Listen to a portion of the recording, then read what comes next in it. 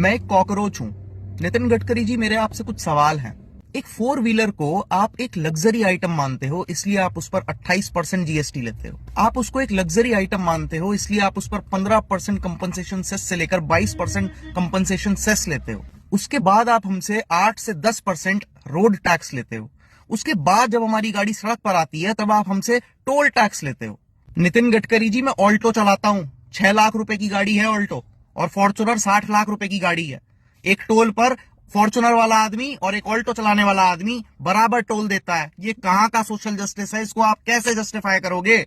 6 लाख की गाड़ी और 60 लाख की गाड़ी में फर्क नहीं है क्या? चलो, ये तो समझ में आ गया। एक बार के लिए मान लेते हैं ये सब जस्टिफाइड है।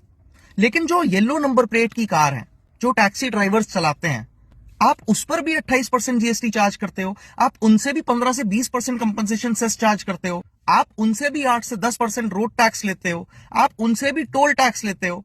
वो अपने मन से टैक्सी नहीं चलाता है, वो इसलिए टैक्सी चलाता है क्योंकि आप उसको रोजगार देने में फेल हो गए।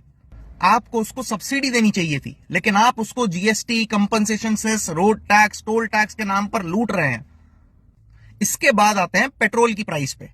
कोविड काल में जब पूरी दुनिया में तेल का दाम इतना कम था, हम तब भी इसी रेट पर पेट्रोल खरीद रहे थे। आपने 100% पेट्रोल में 20% एथेनॉल मिला दिया, उससे हमें क्या फायदा हुआ? हम अब भी उसी रेट में पेट्रोल खरीद रहे हैं। और अब जब ग्लोबली पेट्रोल के दाम बढ़े तो आपने 3 रुपए पेट्रोल पर बढ़ा दिए। तो ये जो सस्ता पेट्रोल कोविड काल में खरीदा गया था, इसका मुनाफा किसको हुआ?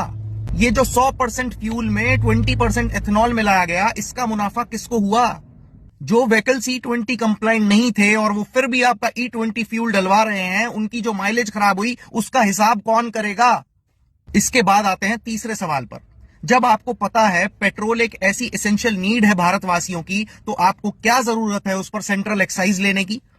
आपको क्या जरूरत है उस पर स्टेट वैट लेने की? As a member of Cockroach Janata Party, Mr. Nitin Gadkari ji, I want your resignation from the post of Minister of Road Transport and Highways. You don't deserve that post.